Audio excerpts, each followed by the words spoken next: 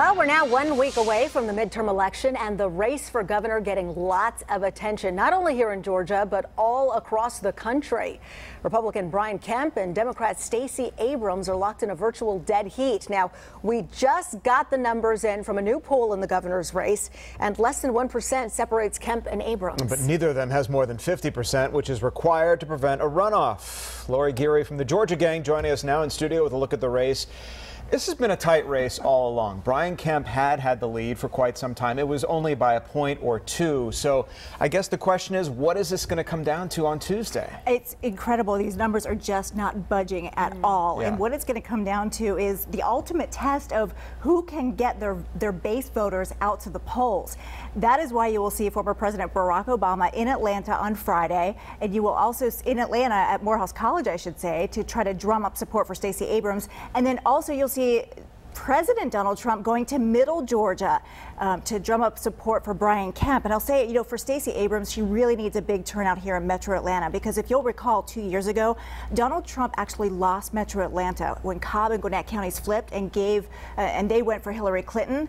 Well, Brian Kemp really needs to turn out in rural Georgia, because that's where he can win. Yeah. An outright win, possibly. Okay, so this race is really tightened in terms of male and female voters. So what are those numbers showing? These numbers are surprising. Take a look at where male voters are standing. It's really tight between male and female voters. Here's a look at the male voters. 48% when it comes to Stacey Abrams, also Brian Kemp at 47%.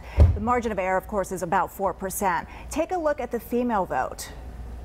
You'll see the female vote is also very close, but I expect these numbers to really change as we get the final vote tallies in 1 week from today, because I expect that Stacey Abrams will do better with the female vote and that Brian Kemp will do better with the male vote. As you say, it's all about turnout, and if these numbers hold true, it looks like we'll be headed into a runoff, perhaps, maybe not, but what are the chances? That is the million-dollar question, right? And I was talking to the folks at Opinion Savvy earlier this morning, the folks who did our poll.